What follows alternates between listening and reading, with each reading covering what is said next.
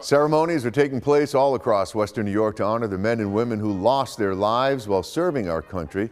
This is a ceremony that was held at the Buffalo and Erie County Naval and Military Park earlier today. Some of the veterans in attendance reflecting on their loss of family and fellow service members in the line of duty.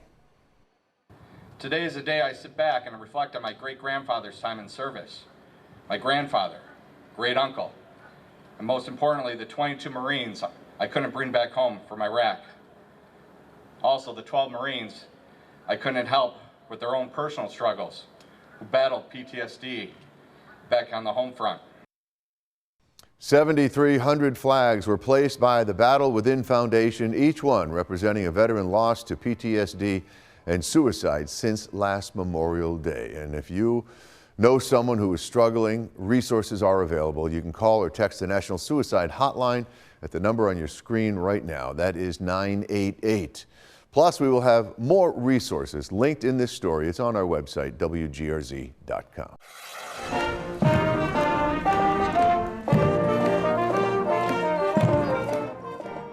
And in West Seneca today, red, white, and blue lined the streets for the town's annual Memorial Day Parade.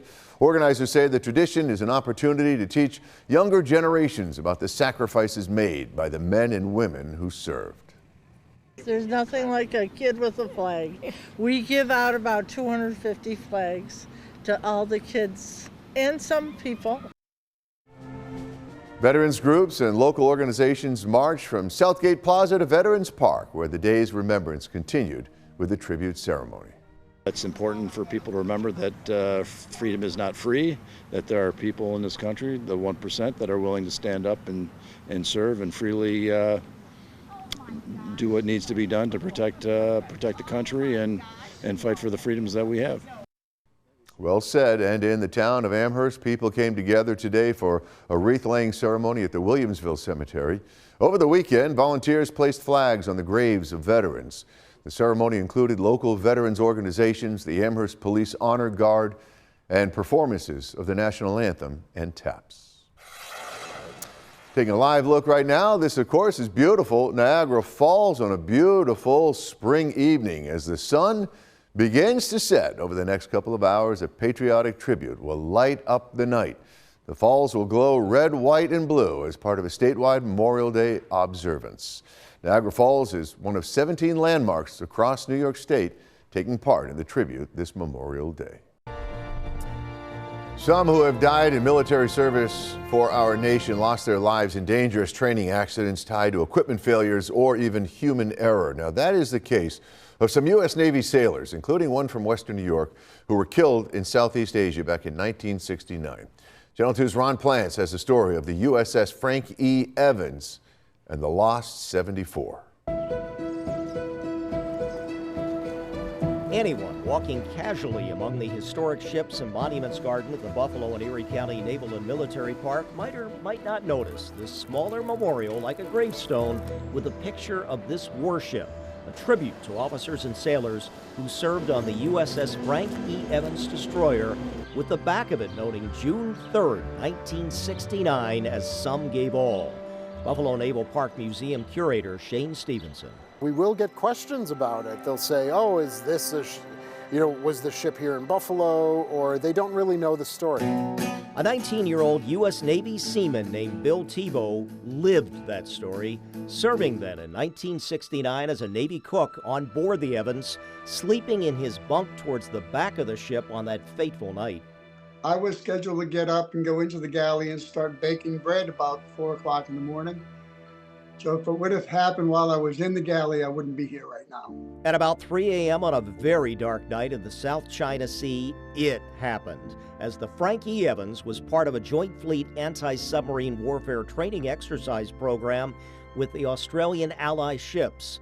As depicted in this painting of the massive collision, the Evans crossed right into the path of this much larger ship, the Royal Australian Navy's HMAS Melbourne aircraft carrier, designated Vessel 21, with this massive bow seen here underway, hitting midships on the smaller Evans. We got split right in half, and the front half just upended and went right down in, like I said, about 3 minutes. Even the tonnage is just so unbelievably different. The momentum, it just severed it at about 95 feet from the bow. The suddenly sinking bow section or front half of the Evans took with it the lives of these 74 U.S. sailors, including 21-year-old radar operator Terry Lee Henderson from Westfield, Chautauqua County, whose name is on that Buffalo memorial, along with 2 other sailors from New York City. But with a strange twist of fate, that now sliced off back half or aft section of the Evans stayed upright as jolted sailors closed watertight compartment hatches, according to Stevenson. The aft section still floats, so it shows that watertight integrity even after a collision and a severing like that, and it stayed afloat. They expected it to sink. An Australian sailor who was on board the also damaged Melbourne ship and who visited Buffalo in 2016 recalls. I climbed straight up to try and find out what was going on, and when I got to the starboard side of the Melbourne, the back end of the ship had come around and it was right there, and you could almost reach out and touch it. The Australian sailors got right to work immediately tying up the aft section to the Melbourne, and all of that together saved us. So what happened to cause that fatal collision under military blackout sailing conditions? The Frankie Evans was told to move to a different station in the formation, and they misread where they actually were. Now, the officer of the deck, the lieutenants, the captain was in bed sleeping, and they, again, miscalculated where they were on station, and that's one of the reasons behind the collision. There were court-martials for some of the U.S. Navy officers, including the commander of the destroyer ship Evans, along with U.S.-Australian diplomatic friction, but also some unusual tragic circumstances and naval park connections. First, it turns out the HMAS Melbourne, that Australian aircraft carrier, under a different commander, had collided 5 years before, in 1964, with the Australian destroyer HMAS Voyager, similar to the Evans, and also cut that ship in half as it later sunk with the loss of 82 Australian sailors. But back to the later 1969 Frankie Evans tragic collision.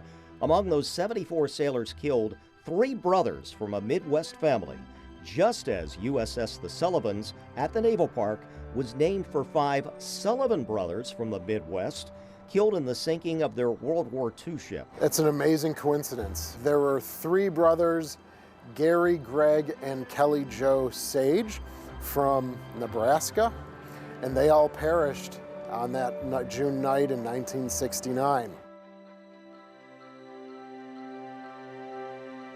Now, there are once again current bipartisan measures from Senator Schumer and others in Congress seeking to convince the Pentagon to revise its combat zone policies and add those 74 sailors' names to the Vietnam Memorial Wall. On your side, Ron Plants, Channel 2 News.